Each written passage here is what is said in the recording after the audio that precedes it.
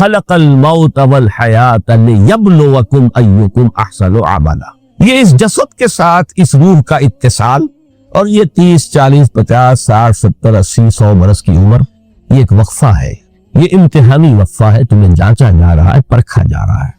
ایکم احسن عملا، اس کو بھی اقبال نے اسی نظم میں خوب بیان کیا ہے کہ قلزم ہستی سے تو ابھرا ہے مانند حباب، اس نیا خانے میں تیرا امتحان ہے۔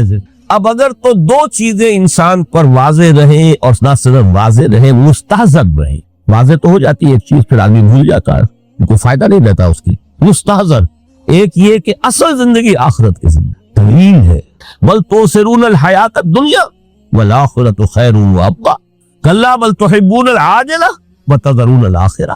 تم اس عاجلہ کو پسند کرتے ہو، اس دنیا کی زندگی کو تم ترجیح دیتے ہو، جبکہ آخرت ہے جو باقی رہنے والی ہے، ابدی۔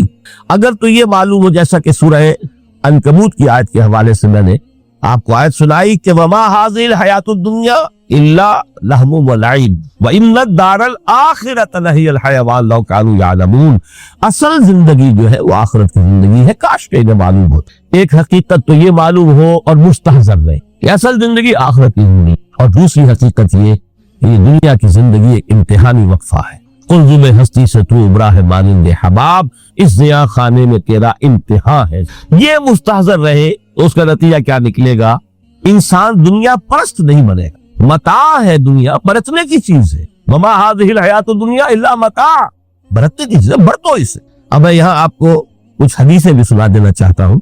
ایک حدیث میں حضور نے عجیب نقشہ کھینچا ہے، مالی ولی دنیا، لوگوں مجھے تمہاری دنیا سے کیا سروکار؟ انما مثلی کراکب استظل تحت شجرۃ ثم راح فترکها۔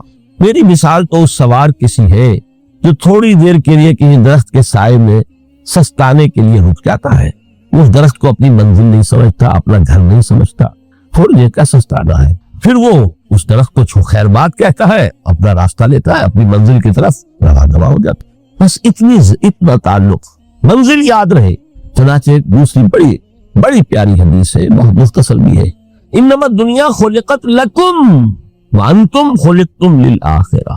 دیکھو یہ دنیا تمہارے لیے بنائی گئی، خلق لکم ما فی السماوات وما فی الارض، قرآن مجید کہتا ہے۔ اس لیے میں نے کہا تھا خلافت ہمیں دینی تھی تو سب کچھ ہمارے لیے بنایا گیا ہے، یہ محفل سجائی گئی ہے ہمارے لیے، یہ سب ہمارے لیے بنایا گیا ہے، پورے عالم کو مسخر کیا گیا ہمارے لیے۔ سخر لکم، سورج بھی چاند بھی ہر چیز تمہارے لیے مسخر کی گئی ہے۔ انما الدنیا خلقت لکم وانتم خلقتم للآخرہ، لیکن تمہاری تخلیق ہوئی ہے، تمہیں بنایا گیا ہے، تمہیں پیدا کیا آخرت کے لیے۔ یہ منزل یاد رہے، میرا ٹھکانہ وہ ہے، میرا گھر وہ ہے، میری منزل وہ ہے، یہ راہ گزر ہے، یہ سفر ہے، یہ ایک وقفہ ہے، امتحانی وقفہ ہے۔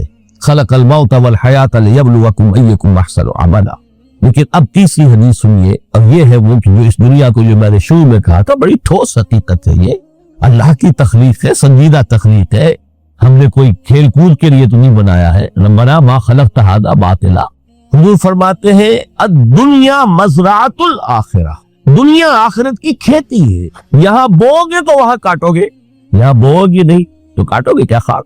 اس اعتبار سے غور کیجئے، یہ دنیا اور حیات دنیاوی کا ایک ایک لمحہ ایک بڑی عظیم حقیقت بن کر سامنے آتا۔ ہماری حیات دنیاوی کا ایک ایک لمحہ ابدی ہے، پوٹینشلی، کیوں کہ اس میں جو کچھ ہم کما رہے ہیں اس کے نتائج ابدی زندگی پر پھیلے ہوئے ملیں گے۔ تو گویا کہ یہ جو ہے، یہ گھڑی محشر کی ہے، طور سے محشر میں ہے، بیشتر غافل عمل کوئی اگر دفتر میں ہے، یہاں کا ایک ایک لمحہ تمہارے لیے بہت قیمتی ہے، یہاں وہ محنت کرو، کاشت کرو تاکہ وہاں کاشت ہو۔ الدنیا مزرعۃ الآخرہ۔ اب دیکھیے یہ جو انداز ہے قرآن کا، وما الحیات الدنیا الا متاع الغرور، جو ہماری گفتگو کا عنوان ہے، اس کے دو نتیجے نکلتے ہیں عملاً۔ ایک نتیجہ جو صحیح ہے، جو قرآن نکالنا چاہتا ہے، جس کی طرف اسلام رہنمائی کرتا ہے، ایک ہے بالکل منفی نتیجہ جس کی اسلام نفی کرتا ہے۔ وہ منفی نتیجہ کیا ہے؟ دنیا دھوکے کی ٹٹی ہے، چھوڑو گھر گرستی کو، دفع کرو، رب سے لو لگانی ہے۔ یہ شادی کر کے اور گھر گرستی کا کھکیڑ مول لینا، کہاں ایک پیٹ کا پالنا، کہاں 10 پیٹ لگ جائے پیچھے، اسی میں آدمی جو ہے گم ہو کر رہ جاتا ہے۔ لہذا گھر گرستی کو چھوڑو، تجدد کی زندگی گزارو۔ تو یہ تمدن ہر جگہ شر ہے، برائی ہے، دھوکہ ہے، فریب ہے، جھوٹ ہے، دفع ہو جاؤ۔ جاؤ کہیں پہاڑوں کی چوٹیوں پر، کہیں غاروں میں، گفاؤں میں، کہیں جنگلوں میں ڈھونڈی روا۔ یہ ہے اس کا ایک منطقی نتیجہ جو نکلا ہے دنیا میں، اور تقریباً تمام مذاہب عالم میں نکلا ہے۔ رحمانیت جس کی جس شد و بد کے ساتھ نفی کی ہے محمد رسول اللہ صلی اللہ علیہ وسلم، لا رحمانیت فی الاسلام، اسلام میں کوئی رحمانیت نفی ہے، مکمل نفی، لا رحمانیت فی۔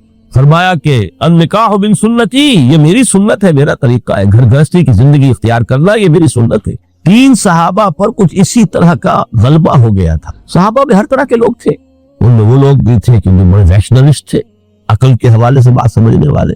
حضرت عمر کو ہم کہہ سکتے ہیں کہ سر خیل تھے ان کے، رضی اللہ تعالیٰ۔ تو درویش برش لوگ بھی تھے، کچھ پر یہ تقویٰ کا اور درویشی کا بہت زیادہ غلبہ ہو گیا تھا، مغلوب الحال ہم انہیں کہہ سکتے۔ حضرت عبداللہ ابن عمرو بن العاص رضی اللہ تعالیٰ عنہما، ایک عجیب سائملٹینیس کنٹراسٹ ہے باپ اور بیٹے میں۔ عمرو بن العاص بہت بڑے سیاستدان، مدبر، عرب نے چوٹی کے جو 3 سیاستدان پیدا کیے ان میں سے ایک عمرو بن العاص ہے، وارئر، کانکرر، سیاستدان۔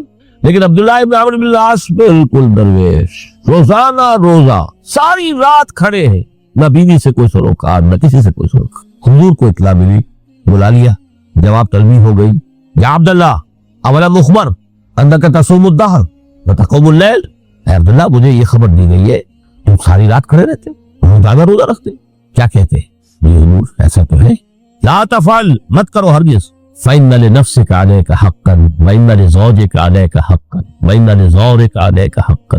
دیکھو تم پر تمہارے اس جسم کا اور نفس کا بھی حق ہے، اسے آرام بھی دو، اس کی ضروریات بھی پوری کرو، اس کی دیکھ بھال بھی کرو، یہ بھی تمہارے پاس امانت ہے اللہ کی۔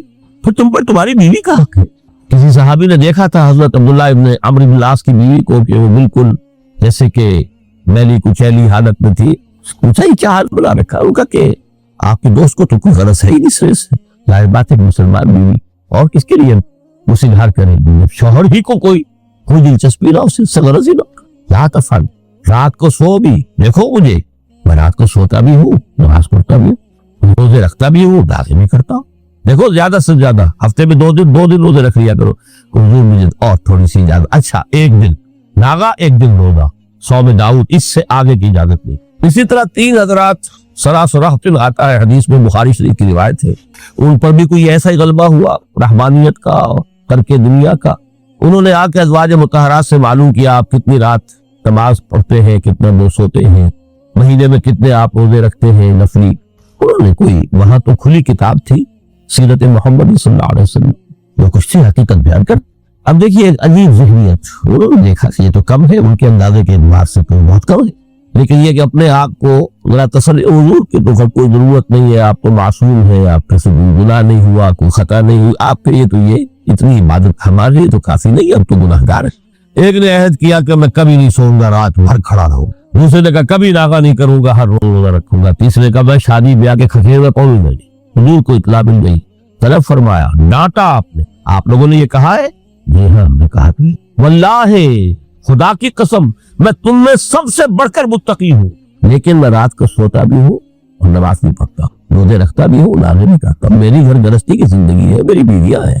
من رغب عن سنتی فلیس منی، یہ ٹکڑا جو جوڑ دیا جاتا ہے نکاح کے خطبے میں اس حدیث کے ٹکڑے کے ساتھ، یہ 2 علیحدہ حدیث ہے بالکل، النکاح بن سنتی، اور یہ ٹکڑا اس طویل حدیث کا ہے، من رغب عن سنتی فلیس منی، جو میری سنت کو پسند نہیں کرتا پھر اس کا مجھ سے کوئی تعلق نہیں۔ یہ تو میں نے احادیث کے حوالے سے آپ کو وہ جو منفی طرز عمل، گریز، دنیا سے تعلق منقطع کرنا، پسپائی، گریز، فرار، اور اس کا نتیجہ کیا نکلتا ہے کہ دنیا پھر شریروں کے لیے رہ گئی، کھیلے کودے عیش کرے۔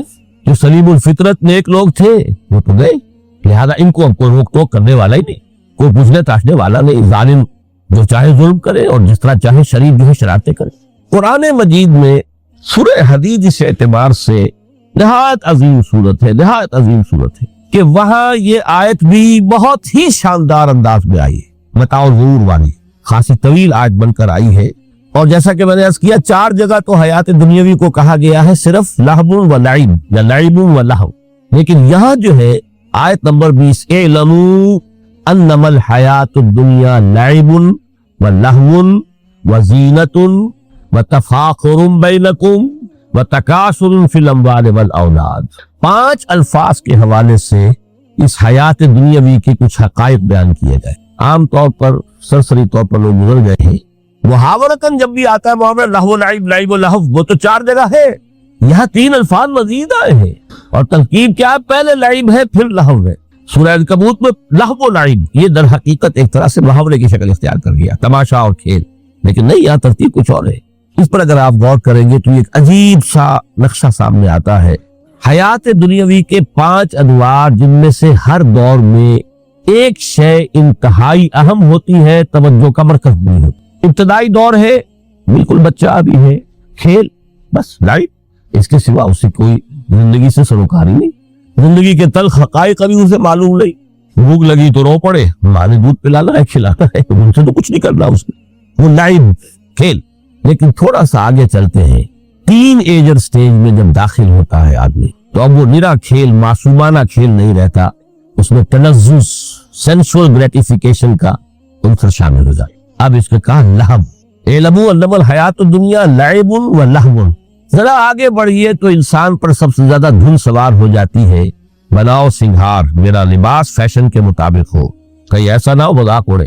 اپنے لباس کے بارے میں بہت کانشیس ہوگا، اپنے ہیئر کٹ کے بارے میں بہت کانشیس ہوگا، ہر چیز کے بارے میں بہت کانشیس. زینت، بناؤ سنگھار، آرائش، یبائش. اس سے ذرا آگے گئے، تکاثر فی الاموال والنہر، تفاخر بینکم. یہ سمجھیے کہ تقریباً 30 برس کی عمر جب انسان کی ہوتی ہے، اب فخر، تفاخر، یا دولت پر فخر ہوگا، یا نسب پر فخر ہوگا، یا اپنی کسی سیاسی حیثیت پر فخر ہوگا، اپنی چودراہٹ پر فخر ہوگا. تفاخر بینکم، جس میں جان میں چونکہ توانائی ہوتی ہے، قوت ہوتی ہے. لیکن اس کے بعد جب عمر ڈھلی، بڑا ریئلسٹک ہو جاتا ہے انسان. یہ جو 4تھی سٹیج تھی، اس میں تو یہ کہ مونچھ نیچی نہ ہو، چاہے سب کچھ میں اپنا خرچ کر دوں، داؤ پہ لگا دوں، لیکن مونچھ نیچی نہیں ہوگی. آخری سٹیج وہ ہوتی ہے کہ پھر ہوکا لگ جاتا ہے آدمی کو، تکاثر فی الاموال والاولاد، مال اور اولاد کی کثرت کثرت کثرت. اب یہ ہوتا ہے کہ مونچھ نیچی کیا، مونڈ بھی دی جائے تو کوئی حرج نہیں، مال آنا چاہیے. Very realistic. اور اسی حال میں انسان ہوتا ہے آخری پارے کی صورت میں. پھر اس میں ایڈ کر کے اس کے اوپر مہر لگا دی، الہاکم التکاثر حتی زرتم المقابر.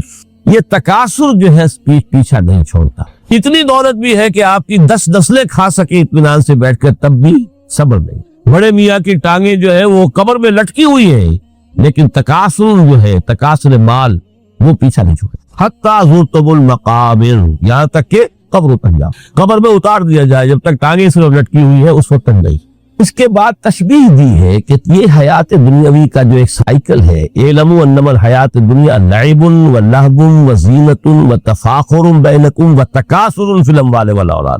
اب اس کو کمپیئر کیا ہے پلانٹ کنگڈم میں جو سائیکل چل رہا ہے. یہ ہمارا سائیکل ہے 60-70 برس کا. بچہ پیدا ہوا، خوشیاں منائی گئی، پھر وہ لڑکپن سے، پھر ٹین ایجر سٹیج سے، پھر جوانی ہے، پھر ادھیڑ عمر ہے، اور پھر بڑھاپا ہے، اور پھر قبر میں اتارا جانا ہے. لیکن یہ کہ پلانٹ کنگڈم میں سائیکل چلتی ہے. کمثل غیث اعجب الکفار نباتہ ثم یہیج فتراہ مصفرا ثم یکون حطاما. یہ 4 سٹیج ہے. جیسے بارش برستی ہے تو سبزہ نمودار ہوتا ہے، اور کاشتکار کو بڑا اچھا لگتا ہے، اس نے بیج بویا تھا، اس نے محنت کی تھی، اس نے ہل چلایا تھا. اعجب الکفار نباتہ، اس کو بہت اچھا لگتا ہے، دل باغ باغ ہو جاتا ہے. جیسے آپ کے یہاں بیٹا ہوا، پوتا ہوا، خوشیاں مناتے ہیں. کمثل غیث اعجب الکفار نباتہ ثم یہیج، پھر وہ فصل اپنی پوری قوت کو پہنچتی، فصل لہلہا رہی ہے. فتراہ مصفرا، پھر وہ زرد ہو جاتی ہے. وہ ہریاول اب ختم ہوئی، اب فصل پک گئی ہے، اب وہ زردی پر آ گئی. ثم یکون حطاما، پھر وقت آتا ہے اگر وہ خضرو گھاس ہے تو پھر وہ چورا چورا ہو کر پھر وہ مٹی میں مل جاتی ہے. اور اگر فصل ہے تو کھیتی کٹ گئی، اس کے بعد کیا رہ گیا ہمارا، وہ چورا ہی رہ جاتا ہے باقی. یہ لائف کا سائیکل چل رہا ہے، 3 مہینے کا ہو، 4 مہینے کا ہو. یہ ہے پلانٹ کنگڈم کا، وہ ہے سائیکل انسانی زندگی. اب فرمائی ٹیپ کی بات جو ہے، وَفِي الْآخِرَةِ عَذَابٌ شَدِيدٌ وَمَغْفِرَةٌ مِّنَ اللَّهِ وَرِضْوَانٌ. دیکھو دنیا کی زندگی تو ان سٹیجز سے ہو کر گزری جانی. جو پیدا ہوا ہے اس پر بڑھاپا بھی آئے گا، موت بھی آئے گا. کل نفس ذائقۃ الموت، سورہ آل عمران کی 185ویں آیت کا پہلا جملہ. ہر انسان کو جو پیدا ہوا موت آنی. اب یہ ہے کہ وہ کہیں آپ نے محل میں گزار لی زندگی، کسی کٹیا میں گزار لی زندگی، کسی کی فٹ پاتھ پر گزر گئی زندگی. زندگی گزر جاتی ہے، گزرتی ہے، اور وہ 5 سٹیجز میں سے ہو کر گزرتی ہے. آپ گندی گلیوں میں بچوں کو کھیلتے ہوئے دیکھتے ہیں، وہ بھی کھیل رہے ہوتے ہیں، نالیوں کے پانی کے اندر کھیل رہے ہوتے ہیں، ان کا بھی کھیل ہے، گندے جوڑ میں کھیل رہے ہوتے ہیں۔ وہ تو ہے زندگی کی وہ سٹیج جو ہے کھیل کی ہے۔ کسی کے پاس بڑے قیمتی کھلونے ہیں، ان سے کھیل رہا ہے، کوئی اس طرح گلی ڈنڈا کھیل رہا ہے یا کچھ اور کھیل رہا ہے، لیکن وہ 5 سٹیجز تو آئے گی۔ اعلموا انما الحیات الدنیا لعب ولہو وزینۃ وتفاخر بینکم وتکاثر فی الاموال والاولاد کمثل غیث اعجب الکفار نباتہ ثم یہیج فتراہ مصفرا ثم یکون حطاما وفی الآخرۃ عذاب شدید ومغفرۃ من اللہ ورضوان۔ آخرت میں جا کر یہ بائیفرکیشن ہو جانی ہے، یا تو شدید عذاب اور یا اللہ کی مغفرت اور رضا۔ Now the choice is yours، اما شاکرا و اما کفورا، فیصلہ تم خود کر لو۔ وما الحیات الدنیا الا متاع الغرور، یہاں بھی آخری الفاظ وہ ہے کہ دنیا کی زندگی دھوکے کے سوا کچھ نہیں۔ کیوں؟ اگر تو دنیا کی زندگی میں گم ہو گئے، جیسے کہ اقبال نے کہا ہے کہ کافر کی یہ پہچان کے آفاق میں گم ہے، اور مومن کی یہ پہچان کے گم اس میں ہے آفاق۔ دنیا میں رہو، طالب دنیا نہ بنو، طالب عقبہ، طالب آخرہ۔ دنیا میں رہو، برتو، استعمال کرو، تمہارے لیے پیدا کیا گیا بھائی، برتو، متاع ہے، برتنے کی شے ہے۔ ہاں، حلال اور حرام کی پابندیاں سامنے رکھو، باقی برتو۔ مطلوب یہ نہ ہو، مقصود یہ نہ ہو، مطلوب آخرہ ہو۔ انما الدنیا خلقت لکم وانتم خلقتم للآخرہ۔ منزل وہ رہے، مستحضر رہے، سامنے رہے کہ میں تو اجنبی ہوں، یہاں یہ میرا وطن نہیں ہے۔ الدنیا سجن المؤمن و جنت الکافر، جیسے کسی پرندے کو کسی پنجرے میں بند کر دیا گیا ہو، اس طرح ہمیں اس دنیا میں بھیج دیا گیا، اللہ کی مرضی ہے، اس نے بھیجا ہے۔ جب تک وہ چاہتا ہم رہیں گے یہاں، لیکن ہمارا دل یہاں نہیں لگے گا۔ بازار سے گزرا ہوں، خریدار نہیں ہوں، طالب دنیا نہ، تب تو یہ کوئی دھوکے کا سودا نہیں، پتن نہیں، بالکل نہیں۔ حضور نے خود فرمایا مجھے تمہاری اس دنیا میں سے فلاں فلاں چیزیں بہت پسند ہیں، اور کس قدر ریئلسٹک ہیں۔ آپ نے عورتوں کے بارے میں فرمایا مجھے اس دنیا سے پسند ہے عورت، کوئی تصنع اور کوئی بھی تکلف اور کوئی خلاف فطرت بات نہیں کی محمد رسول اللہ صلی اللہ علیہ وسلم۔ آنکھوں کی ٹھنڈک میری نماز میں ہے، مجھے خوشبو پسند ہے، عورت کی طرف بھی آپ کا رجحان تھا۔ قرآن مجید میں آتا ہے اے نبی اب کوئی اور نکاح آپ نہیں کریں گے، وَلَوْ أَعْجَبَتْكَ حُسْنُهُنَّ، چاہے ان کا حسن جو ہے وہ آپ کو اچھا لگے، اب اجازت نہیں ہے مزید، بس فل سٹاپ، جتنے نکاح ہو چکے ہو چکے۔ تو یہ دنیا کو حضور نے صلی اللہ علیہ وسلم دنیا پر سوار رہو، دنیا کو اپنے اوپر سوار نہ ہونے دو، بس بات صرف یہ۔ کافر کی یہ پہچان کہ آفاق میں گم ہے، اسی لیے سورہ کہف کا ایک مرکزی مضمون ہے، پہلے رکوع میں بات آتی ہے اِنَّا جَعَلْنَا مَا عَلَى الْأَرْضِ زِینَةً لَهَا لِنَبْلُوَهُمْ أَيُّهُمْ أَحْسَنُ عَمَلًا۔ ہم نے اس دنیا پر جو کچھ ہے، یہ اسکائی اسکریپرز بن گئے ہمارے زمانے میں، اور یہ شاندار بلڈنگز ہیں، اور یہ کچھ ہے، ہم نے زینت اور زیبائش اور آرائش بنا دیا ہے تاکہ آزمائیں، انہی کے حسن کے شکار ہو جاتے ہو اور ان کے پرستار بن کر رہ جاتے ہو۔ رخ روشن کے آگے شمع رکھ کر وہ یہ کہتے ہیں ادھر جاتا ہے دیکھیں یا ادھر پروانہ آتا ہے، پھر بھی اللہ ہی کے عاشق بنے رہو، اللہ ہی سے محبت کرو تو کامیاب ہو گئے۔ دنیا کو مرتو، اگر دنیا یہ عروس ہزار داماد جو ہے اگر کہیں یہ محبوبہ بن گئی تو گئے، ختم۔ اچھا دیکھیے اس سورہ حدید میں اب یہ دنیا کی حقیقت کو اس طرح بیان کر کے دو نتیجے جو اس سے نکلتے ہیں ان کو علیحدہ علیحدہ بیان کر دیا۔ ایک نتیجہ جو میں بیان کر چکا، رحمانیت، ترک دنیا، اس کی نفی کرتے ہوئے فرمایا وَلَقَدْ أَرْسَلْنَا نُوحًا وَإِبْرَاهِيمَ وَجَعَلْنَا فِي ذُرِّيَّتِهِمَا النُّبُوَّةَ وَالْكِتَابَ فَمِنْهُمْ مُهْتَدٍ وَكَثِيرٌ مِنْهُمْ فَاسِقُونَ ثُمَّ قَفَّيْنَا عَلَى آثَارِهِمْ بِرُسُلِنَا وَقَفَّيْنَا بِعِيسَى ابْنِ مَرْيَمَ وَآتَيْنَاهُ الْإِنْجِيلَ وَجَعَلْنَا فِي قُلُوبِ الَّذِينَ اتَّبَعُوهُ رَأْفَةً وَرَحْمَةً وَرَهْبَانِيَّةً ابْتَدَعُوهَا مَا كَتَبْنَاهَا عَلَيْهِمْ۔ اصل مضمون یہ تھا جس کے لیے تمہید اتنی لمبی باندھی، ہم نے نوح کو بھیجا، ابراہیم کو بھیجا، ان کی اولاد میں ہی نبوت اور کتاب رکھ دی، پھر ان کے نقش قدم پر ہم نے اٹھایا عیسیٰ ابن مریم کو، انہیں انجیل دی، اور جو لوگ ان پر ایمان لائے ان کے دلوں میں رحمت اور رافت کے جذبات پیدا کر دی، انسانی ہمدردی۔ حضرت عیسیٰ کا جو اپنا مزاج تھا، ظاہر بات ہے کہ آپ کے حواریین اور آپ پر ایمان لانے والوں میں اسی کا ایک عکس پیدا ہونا تھا، لہذا وہ ایک خاص کیفیت۔ لیکن فرمایا ایک شے کیوں انہوں نے بدعت کے طور پر ایجاد کر دیا، وَرَهْبَانِيَّةً ابْتَدَعُوهَا مَا كَتَبْنَاهَا عَلَيْهِمْ، رہبانیت کی انہوں نے بدعت ایجاد کر لی، یہ انہوں نے کی ہے، ہم نے یہ ان پر فرض نہیں کی۔ یہ ہے وہ منفی نتیجہ، گریز، خانقاہوں میں جا کر بیٹھ جاؤ، موناسٹسزم، تجرد کی زندگی گزارو، نتیجہ اس کا کیا نکلتا ہے کہ بظاہر راہب اور راہبائیں رہ رہی ہیں اور رہ رہے ہیں، اور اندر جو حرام کاری کے بازار چل رہے ہیں اور تہخانوں کے اندر حرامی بچوں کی قبروں کے قبرستان بنے. ہسٹری آف کرسچین موناسٹسزم پر کتابیں پڑھ لیجیے, خود انہوں نے اپنے سارے جو ہے مخیے اجیڑ کر خود رکھ دیے. یہ رہبانیت, یہ اسلام کا راستہ نہیں ہے. احادیث کے حوالے سے میں آپ کے سامنے پہلے بیان کر چکا ہوں. میں بعد میں تھوڑا سا عرض کروں گا کہ ہمارے ہاں بھی یہ رسم کیوں آئی اور کیسے آئی. الحمدللہ اس درجے میں نہیں آئی جس درجے میں کہ کرسچینٹی میں آئی ہے, الحمدللہ ثم الحمدللہ, لیکن کسی درجے میں اگر آئی ہے تو کیوں آئی ہے یہ میں بعد میں عرض کروں گا. لیکن اس کا مل حیات الدنیا الا متاع الغرور کا دوسرا نتیجہ کیا ہے؟ پہلا نتیجہ تھا گریز کا, پسپائی کا, فرار کا, معاشرے سے نکل بھاگنے کا, تاکہ معاشرے میں اشرار کھل کھیلے, جو چاہے کرے. ایک راستہ یہ ہے, ترک دنیا کے معنی ہے ترک لذات دنیاوی, آسائشوں کو ترک کرنا, سختیاں جھیلنا. کس لیے؟ تاکہ دنیا سے ظلم کا خاتمہ, باطل کا تختہ الٹ دیا جائے, ظلم کا استیصال. ظاہر بات ہے ظالم آسانی سے ظلم نہیں چھوڑے گا. ایکسپلائٹر وعظ و نصیحت سے اپنے ایکسپلائٹیشن سے باز نہیں آئے گا. شاذ ہوتے ہیں اس طبقے کے اندر بھی یقیناً کچھ سلیم الفطرت لوگ ہوتے ہیں, جیسے طبقہ اشرافیہ سے تھے حضرت ابو بکر رضی اللہ تعالیٰ عنہ, سلیم الفطرت انسان تھے. وہ کوئی غلاموں کے طبقے سے نہیں تھے, کوئی فقراء کے مساکین کے طبقے میں سے نہیں تھے, اونچے طبقے میں سے تھے. عشرہ مبشرہ اکثر و بیشتر اس طبقے سے تھے. لیکن بائی اینڈ لارج وہ جو طبقہ ہوتا ہے, یا تو وہ اپنے جبر اور استبداد کا تخت جو ہے جما کر بیٹھا ہوا لوگوں کی گردنوں کے اوپر, پولیٹیکل ریپریشن ہے, یا اکنامک ایکسپلائٹیشن ہے, استحصال. محنت لوگ کریں, کھائیں گے ہم, عیش ہم کریں گے. محنت کسان کریں جا کے کھیت میں, ہم لے آئیں گے اپنا حصہ اور عیش کریں گے. یا کوئی سوشل ڈسکریمنیشن ہے, یہ اونچا ہے یہ نیچا ہے, یہ تو پیدا ہی ہوا ہے شودر, یہ اس سے نکل ہی نہیں سکتا, اور یہ پیدا ہوا برہمن, یہ تو اونچا ہے. اس تینوں قسم کے ظلم, اس کا خاتمہ کرنا, اس کے لیے جد و جہد کی ضرورت, جہاد کی ضرورت, قتال کی ضرورت ہے. اور جہاد و قتال آپ نہیں کر سکتے جب تک کہ لذات دنیاوی سے کنارہ کشی نہ کرے, جب تک کہ اپنی بیلٹ کو ٹائٹ نہ کرے, جب تک کہ اپنی ضروریات زندگی کو کم نہ کرے. ضروریات زندگی کم کریں گے تو تفریغ الاوقات ہوگا, جو تبلیغی بھائیوں کی اصطلاح ہے بہت اہم. اپنے وقت کو فارغ کر سکیں گے. اس وقت کو فارغ کریں گے تو پھر وہ جد و جہد, وہ محنت, وہ جہاد, اس کے لیے آپ کے پاس وقت ہوگا, اس کو آپ لگا سکیں گے. پھر اس میں جب سخت سے سخت منزلیں آئیں گی تو اس میں میدان میں مقابلہ بھی ہوگا, جان کی بازی بھی کھیلنی پڑے گی.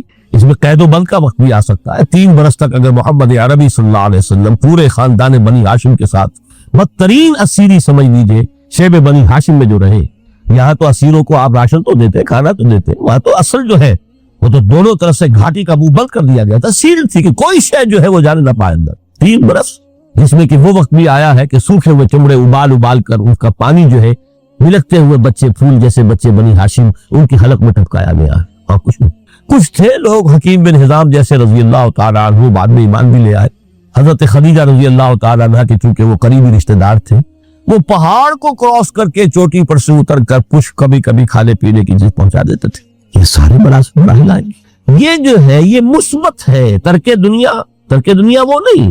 ترک دنیا سے مراد دنیا کی لذتوں سے, دنیا کی آسائشوں سے, ان سے آدمی اپنے آپ کو پیچھے ہٹائے, ان کو چھوڑے, ان کو ترک کرے, تاکہ اپنا وقت, اپنا مال, اپنی صلاحیتیں صرف کر سکے. کس کام کے لیے؟ اب اس کے لیے دیکھیے آیت نمبر 25 ہے یہ سورہ حدید کی. لقد ارسلنا رسلنا بالبینات, ہم نے اپنے رسولوں کو بھیجا واضح چیزوں کے ساتھ. بینہ وہ شے جو از خود ظاہر ہو. آفتاب آمد, دلیل آفتاب. جب سورج طلوع ہو گیا وہ خود اپنے وجود پر دلیل ہے, اس کے لیے کسی اور اضافی دلیل کی ضرورت نہیں کہ سورج موجود ہے, وہ تو ہے, سب کو نظر آ رہا ہے. تو بینات سے مراد معجزے بھی ہے, اور وہ تعلیم جو ہے بنیادی دین کی کہ جو فطرت انسانی کی جانی پہچانی ہوئی ہے, دونوں پر اس کا اطلاق ہو جائے گا. لقد ارسلنا رسلنا بالبینات وانزلنا معهم الکتاب والمیزان, اور ہم نے ان کے ساتھ کتاب اتاری, میزان اتاری.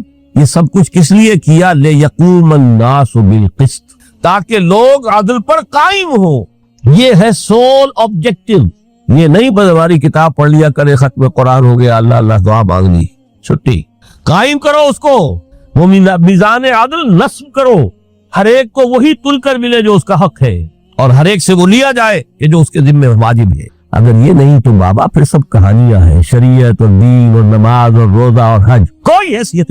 اچھی طرح سن لیجیے میری بات. قرآن مجید میں کہلوایا گیا حضور سے قل یا اہل الکتاب لستم علی شیء حتی تقیموا التوراۃ والانجیل وما انزل الیکم من ربکم، اے نبی ان سے کہہ دیجئے ہے کتاب والو تمہاری کوئی حیثیت ہی نہیں، ہماری نگاہوں میں تمہارا کوئی مقام ہی نہیں جب تک کہ تم قائم نہیں کرتے تورات کو اور انجیل کو، جو کچھ کے نازل کیا گیا تمہاری طرف تمہارے رب کی طرف سے۔ قائم کرو، پھر آؤ ہم سے بات کرو، ہم سے دعا کرو، ورنہ دفع ہو جاؤ۔ نتھنگ بھائی یہ نوٹ کیا صحیح، لستم علی شیء حتی تقیموا التوراۃ والانجیل وما انزل الیکم من ربکم۔ اب قانون خداوندی تو بدلتا نہیں ہے، نہ فرام پرسن ٹو پرسن، نہ فرام نیشن ٹو نیشن، نہ فرام امہ ٹو امہ، اٹل ہے۔ وَلَن تَجِدَ لِسُنَّتِ اللَّهِ تَبْدِيلًا وَلَن تَجِدَ لِسُنَّتِ اللَّهِ تَحْوِيلًا۔ سنت اللہ تو ایک ہے۔ اب اس آیت کو ذرا پڑھیے، قُلْ يَا أَهْلَ الْقُرْآنِ لَسْتُمْ عَلَىٰ شَيْءٍ حَتَّىٰ تُقِيمُوا الْقُرْآنَ وَمَا أُنزِلَ إِلَيْكُم مِّن رَّبِّكُم۔ کہہ دو اے محمد کہ اے قرآن والو تمہاری کوئی حیثیت نہیں ہے ہمارے سامنے جب تک کہ تم قرآن کو قائم نہیں پڑھ لو اور اس کے قرات کے مقابلے منعقد کرا لو اور سونے کے تاروں سے اسے لکھ لو اور اس کو جو چاہو کر لو، کوئی حیثیت نہیں۔ قائم کرو اس قرآن کو، اس کے نظام کو، اس کے قانون کو، جو حضرت ابوبکر نے فرمایا تھا پہلا خطبہ جو دیا ہے آپ بیعت خلافت کے بعد، تم میں ہر قوی میرے نزدیک ضعیف ہوگا جب تک کہ اس سے حق وصول نہ کر لوں، اور ہر ضعیف قوی ہوگا جب تک کہ اسے اس کا حق دلا دوں۔ سورہ شورى میں حضور سے کہلوایا گیا قل وَأُمِرْتُ لِأَعْدِلَ بَيْنَكُمْ، مجھے یہ حکم ہوا ہے کہ میں تمہارے مابین عدل قائم کروں۔ میں واعظ بن کر نہیں آیا، میں بدھ مت کے بھکشو بنانے کے لیے نہیں آیا تمہیں۔ ہاں انقلابی عمل میں ایک مرحلہ آتا ہے، بدھ مت کے بھکشو بننا پڑتا ہے کچھ عرصے کے لیے، تیاری کا مرحلہ، وہ میں ابھی بعد میں ذرا بیان کر لوں گا، لیکن مستقل نہیں ہے یہ بدھ مت کے بھکشو۔ یہ بدمعاش جس طرح چاہے کھل کھیلے، ظالم جس طرح چاہے لوگوں پر ظلم کرتے رہے، تشدد اور جبر کا جس طرح سے چاہے معاملہ کرے، استحصالی نظام جس طرح ہوتا ہے چلتا رہے۔ شاہ ولی اللہ دہلوی رحمۃ اللہ علیہ کے الفاظ میں انسانوں کی عظیم اکثریت بھور ڈنگر بن جائے، صبح سے لے کے شام تک کمر توڑ دینے والی مشقت کے بعد مشکل 2 وقت کی روٹی ملتی ہو، اس کا کبھی خیال اسے اللہ کا آئے گا؟ کبھی اللہ سے لو لگا سکے گا؟ دنیا نے تیری یاد سے بیگانہ کر دیا تو اس سے بھی دل فریب ہے غم روزگار کے۔ اس لیے حضور نے فرمایا کاد الفقر ان یکون کفرا، یہ فقر جو ہے یہ تو انسان کو کفر تک پہنچا دے۔ عدل قائم کرو۔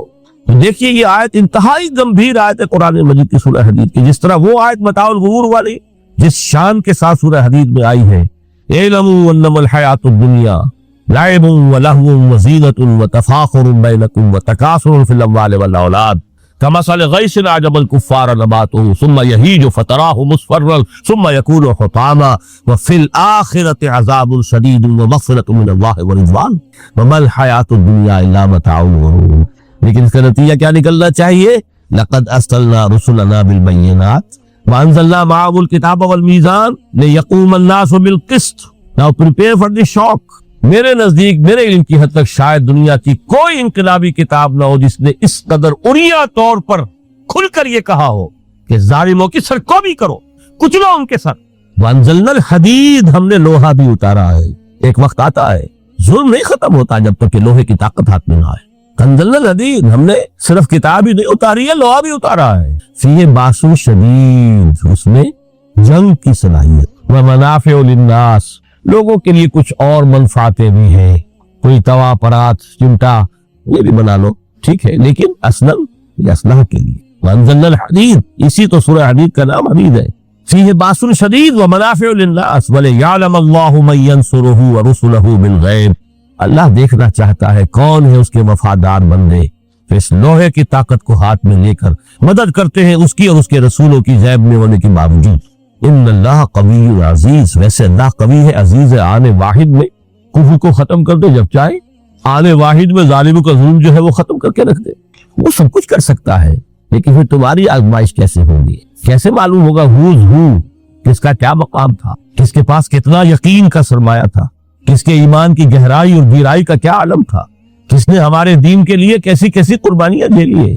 یہ ہے ترک دنیا جو موسٹ پروفاؤنڈ ہے، نتیجہ خیز ہے، خیر کو وجود میں لانے کے لیے ہے، لیکن اس کی مثالیں موجود ہیں۔ حضرت مصعب بن عمیر رضی اللہ تعالی عنہ، ایام جاہلیت میں کہا جاتا ہے ان کا جوڑا جو ہے شام سے تیار ہو کر آتا تھا، جیسے کبھی مشہور ہے کہ پنڈت نہرو کا بھی کپڑے سل کر آتے تھے پیرس سے، موتی لال